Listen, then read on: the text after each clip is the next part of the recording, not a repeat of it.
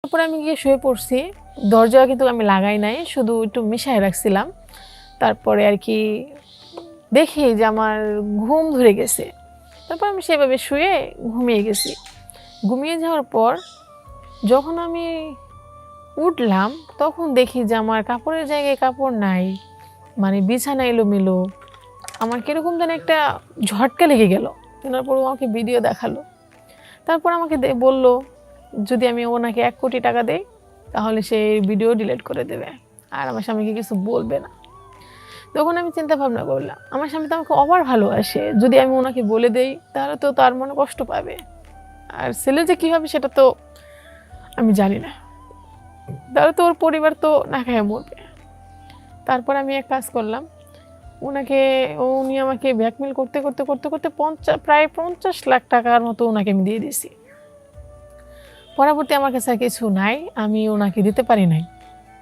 তারপর উনি আমাকে আবার এই ভিডিও দেখানোর পরে উনি আমাকে বলে যে এই টাকাগুলো না দিলে এই ভিডিও সে ইউটিউবে ছেড়ে দিবে, আমার স্বামীকে দেখাবে, সবাইকে দেখাবে, এসব বলতেছে।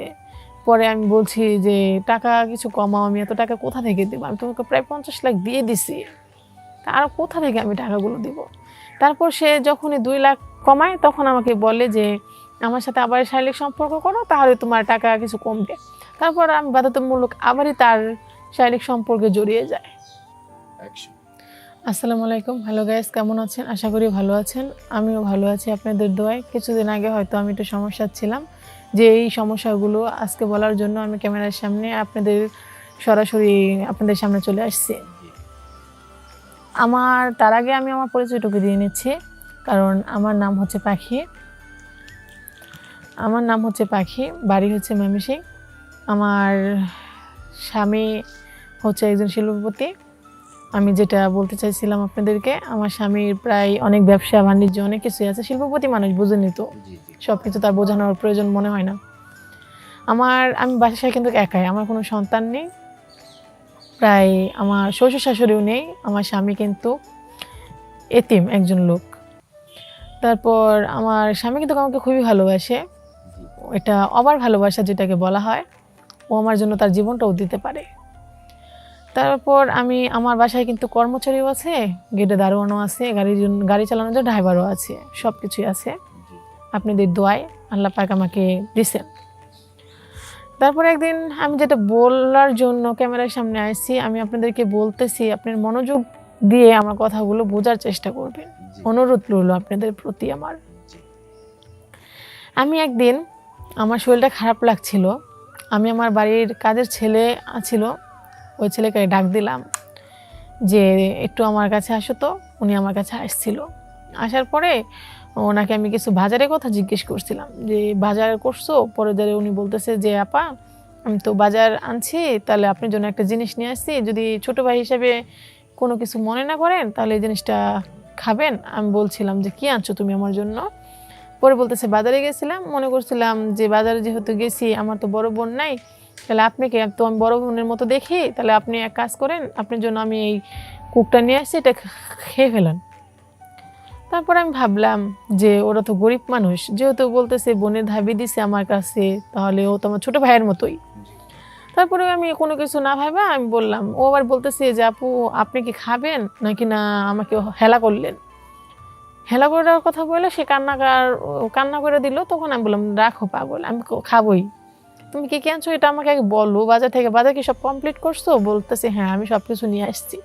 তো ভালো কথা, নিয়ে এসে সে ফ্রিজে তুলে রাখছে। তারপর আমি সে কুকটা খেলাম।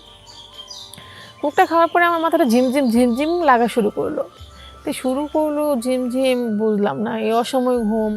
আমি কী করলাম, যে আমি শুয়ে পড়লাম। আমার স্বামী কিন্তু অফিসে চলে গেছে, আমি বাসায় একাই। তারপরে আমি গিয়ে শুয়ে পড়ছি। দরজা কিন্তু আমি লাগাই নাই, শুধু একটু মিশায় রাখছিলাম। তারপরে আর কি দেখি যে আমার ঘুম ধরে গেছে। তারপর আমি সেভাবে শুয়ে ঘুমিয়ে গেছি। ঘুমিয়ে যাওয়ার পর যখন আমি উঠলাম তখন দেখি যে আমার কাপড়ের জায়গায় কাপড় নাই, মানে বিছানা এলোমেলো। আমার কীরকম যেন একটা ঝটকা লেগে গেল, কি ব্যাপার আমার সাথে এরকম হলো, মানেটা কি করতে পারে এইসব। তখন আমি সব কিছু দেখে সব কিছু বুঝতে পারলাম যে আমার সাথে শারীরিক কোনো সম্পর্ক হয়েছে, তা না হলে তো এরকম এলোমেলো হওয়ার কোনো মানে হয় না। তারপর আমি ওকে ডাক দিলাম, ওই কাজের ছেলেটাকে ডাক দিছি, এই এদিকে আসো তো। উনি আবার আমার কাছে গেছে, যাওয়ার পরে আমি বলছি যে আমার এই অবস্থা কেন, বাসায় কি কেউ আসছিল? উনি কিছু বলে না। তারপর আমি আবার তাকে জিজ্ঞেস করলাম যে বাসায় কি কেউ আসছিল, বলতেছো না কেন, আমার রুমে কি কেউ ঢুকছিল? উনি কিছু বলে না বললে পরে আমি তারা জিজ্ঞেস করলাম, তুমি যে আমাকে কোক খাওয়ালা, কোক খাওয়ানোর পরেই তো আমার ঘুম ঝাগলো অনেক, তুমি কি কোকের মধ্যে কোনো কিছু মিশাইছিলা? পরে অনেক কিছু বলার পরে সে স্বীকার গেল যে হ্যাঁ, সে কোকের মধ্যে ঘুমের ওষুধ মিশিয়ে দিয়েছিল। ঘুমের ওষুধ মিশিয়ে দিয়েছে কেন? পরে বলতেছে আপনার তো অনেক শিল্পপতি, অনেক বড় লোক, আমি এজন্যই আপনার কোকে ঘুমের ওষুধ মিশাই দিছি, আমি আপনার সাথে শারীরিক সম্পর্ক করছি, আর দেখেন যে ভিডিও করে রাখছি। তখন ভাই বললে বিশ্বাস করবেন না, আমার আকাশটা ভেঙে মাথায় পড়ে গেছে। ওকে তো আমি ছোট ভাই ভাবতাম, ওকে আদর করতাম, ওকে অনেক সম্মান করতাম, ছোট ভাইয়ের চেয়ে কোনো দিক দিয়ে ওকে আমি কম দেখতাম না, তাহলে সেই কাজগুলো কেমনি করতে পারে? তারপরে সব কিছু শুনলাম, শোনার পর আমাকে ভিডিও দেখালো। তারপর আমাকে বলল যদি আমি ওনাকে 1 কোটি টাকা দেই তাহলে সে ভিডিও ডিলিট করে দেবে আর আমার স্বামীকে কিছু বলবে না। তখন আমি চিন্তা ভাবনা করলাম, আমার স্বামী তো আমাকে আবার ভালোবাসে, যদি আমি ওনাকে বলে দেই তাহলে তো তার মনে কষ্ট পাবে, আর ছেলে যে কী হবে সেটা তো আমি জানি না, তাহলে তো ওর পরিবার তো না খেয়ে মরবে। তারপর আমি এক কাজ করলাম, উনি আমাকে ব্ল্যাকমেল করতে করতে করতে করতে প্রায় 50 লাখ টাকার মতো ওনাকে আমি দিয়ে দিয়েছি। পরবর্তী আমার কাছে আর কিছু নাই, আমি ওনাকে দিতে পারি নাই। তারপর উনি আমাকে আবার এই ভিডিও দেখানোর পরে উনি আমাকে বলে যে এই টাকাগুলো না দিলে এই ভিডিও সে ইউটিউবে ছেড়ে দিবে, আমার স্বামীকে দেখাবে, সবাইকে দেখাবে, এসব বলতেছে। পরে আমি বলছি যে টাকা কিছু কমাও, আমি এত টাকা কোথা থেকে দেবো, আমি তোমাকে প্রায় 50 লাখ দিয়ে দিছি, আর কোথা থেকে আমি টাকাগুলো দিব? তারপর সে যখনই 2 লাখ কমায় তখন আমাকে বলে যে আমার সাথে আবার শারীরিক সম্পর্ক করো, তাহলে তোমার টাকা কিছু কমবে। তারপর আমি বাধ্যতামূলক আবারই তার শারীরিক সম্পর্কে জড়িয়ে যায়, আবার আমার বাধ্যতামূলক সেই সম্পর্কটা করতে হয়। করার পরও দেখি যে সে ভিডিও সে আবারই করে, কিন্তু ভিডিও কখনো ডিলিট করে না করার কারণে যেটা আমি তার প্রতি হাঁপিয়ে গেছি। হাঁপিয়ে যাওয়ার পর এরকম করতে করতে করতে করতে আমি প্রায় তারে 70 লাখের মতো দিয়ে দিয়েছি টাকা। 30 লাখ সে আমার কাছে পাবে ব্ল্যাকমেল করছে, কিন্তু 30 লাখ আমার পক্ষে সম্ভব হচ্ছে না দেওয়ার মতো।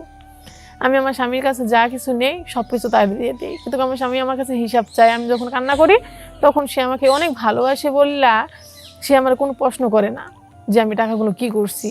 তখন আমি তো কান্না করি, কারণ আজকে আমার স্বামী আমাকে অনেক ভালোবাসে দেখাই আমি ওনার এইগুলো টাকা ওনাকে দিতে পারছি।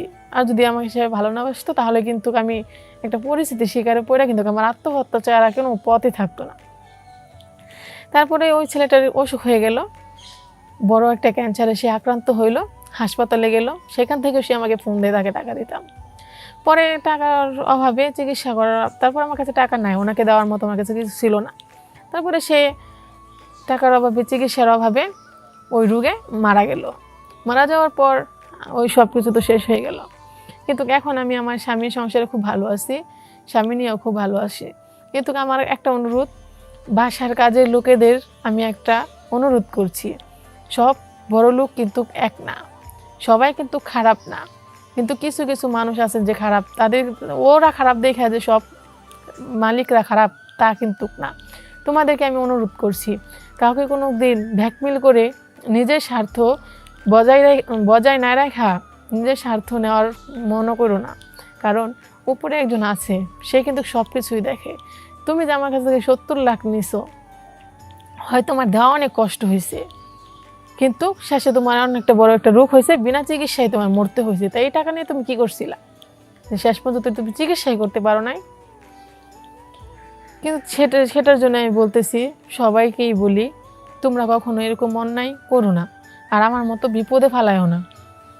আমি সবাইরই অনুরোধ করে কই, এইখানে আজকে আমার কথা শেষ। আল্লাহ হাফেজ।